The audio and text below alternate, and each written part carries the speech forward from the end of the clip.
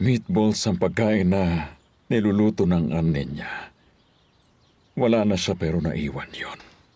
Ay, kawawang bata. Ganito na lang. Makinig ka sa akin. Babalik kami mamaya, okay? Hindi. Busy lagi si Uncle. Pagod din lagi si Grandma. Laging nasa kwarto si Grandpa. Lagi akong mag-isa. Sige na naman, huwag kayong umalis dito. Princess. Ganito na lang, ha? Hindi ba may red car ako doon sa kwarto? Hindi ba? Gustong-gusto mo talaga yon. Halika, ibibigay ko sa'yo. Laro ka na lang doon, ha? Sige, halika. Ayoko, Grandpa. Pag umalis ako, aalis din sila. Hindi sila aalis. Promise. Maniwala ka sa akin, hindi sila aalis, okay, Princess? Sige na, maglaro muna kayo ni Lolo. Promise ko sa'yo, hindi sila aalis. Nandito lang kami nila Auntie Nergis, I promise. Auntie Nergis, hindi kayo aalis, diba? Promise me. Promise. Hindi ako aalis. Sige, maglaro na kayo ni Grandpa. Ipakita ko na yung red car. Sigurado ko matutuwa ka ron.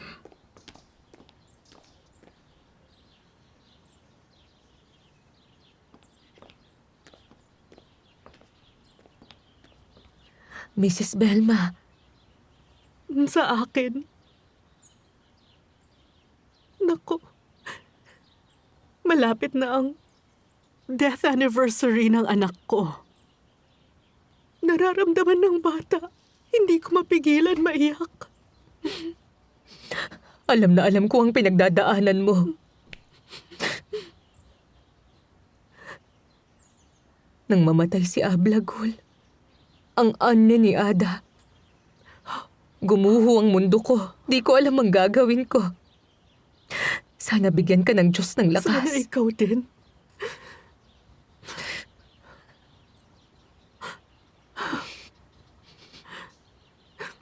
Actually, hindi naman spoiled brat. Ang batang yon, pero mahirap ang pinagdadaanan namin. Mahirap talaga. Sobra. Alam kong sobrang hirap. Alam ko. Diyos ko. Sanay na siya kay Ada ngayon. Iniisip ko sana. Kalimutan na lang ang nakaraan at hilingin sa'yo na dito na lang sana kayo manatili. Is that too much to ask?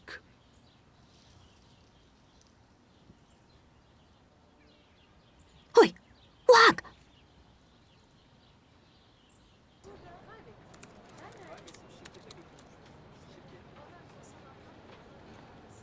White marriage na nauwi sa kulungan. Si MK na nag-asawa kay AC para makakuha ng Turkey citizenship na huli dahil ni-report ng kaibigan niya. At pinugbog pa niya ang kaibigan niya. Wow. Common na ang white marriage sa US para makakuha ng green card. Napaka-classic naman ito. Kailangan ko ng interesting story. Ay, sandali lang. Ay, nakalimutan kong tawagan si Auntie Belma.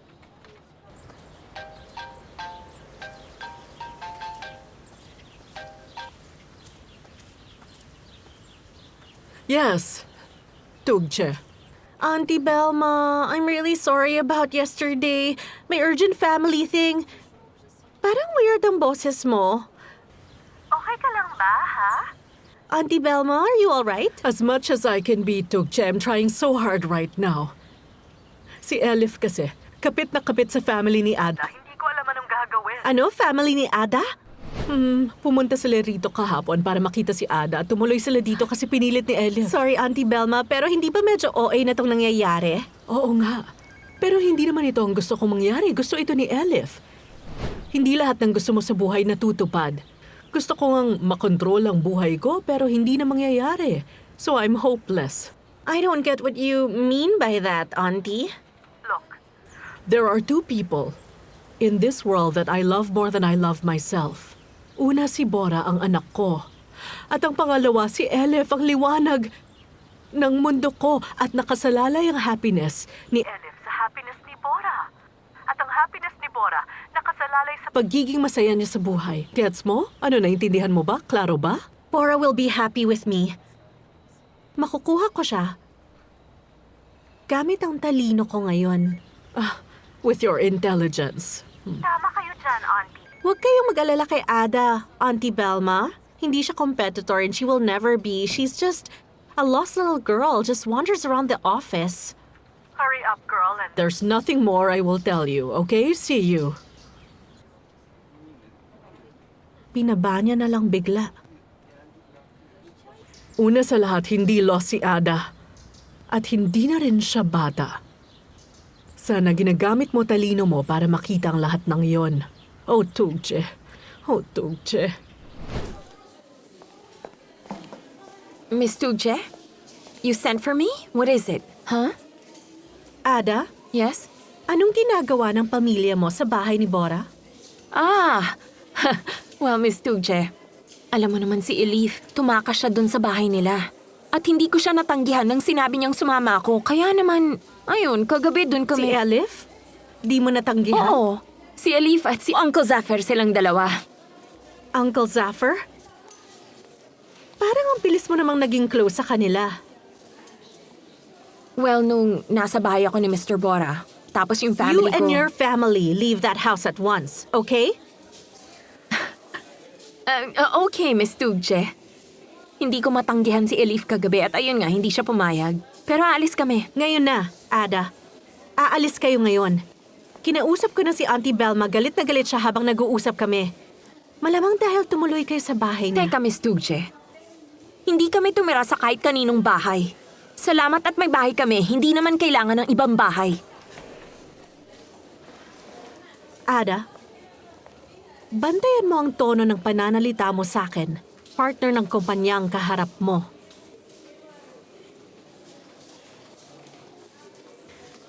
At yung tungkol naman sa article na yun,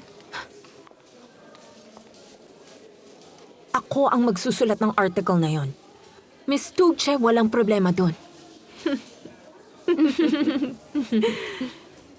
you've really started to stand up to me now. Oh, wala akong magagawa doon. May iba pa ba? It was bound to happen. Kung okay na, pwede na siguro akong umalis. Excuse me ah. Excuse me ah. Magsusulat pa kasi ako ng article ko. That's right, my article. My article. A good article. A very good article.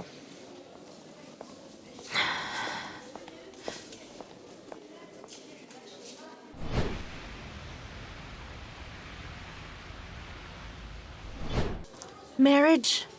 Marriage. Marriage.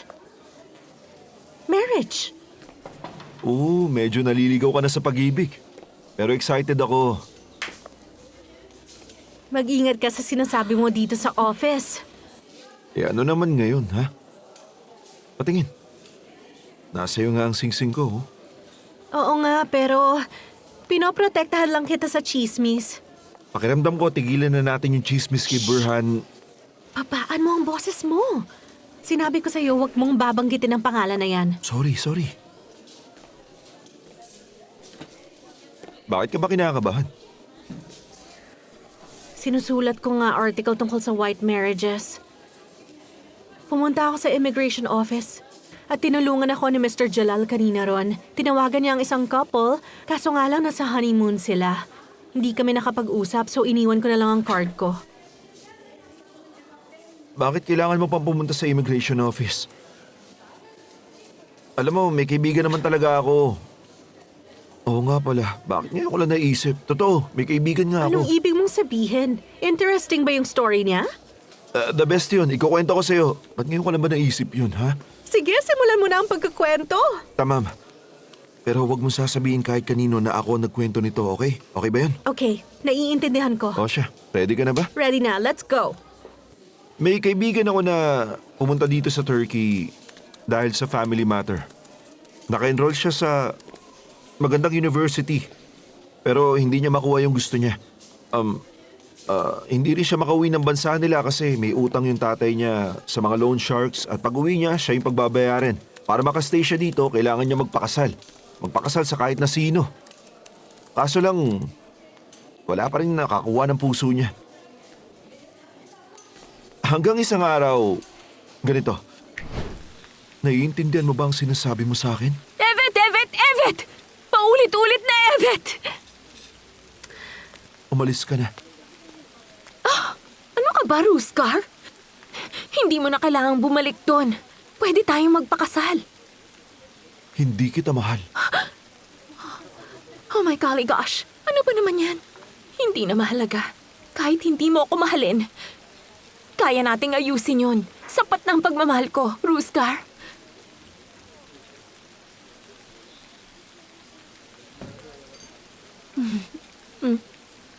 Ha?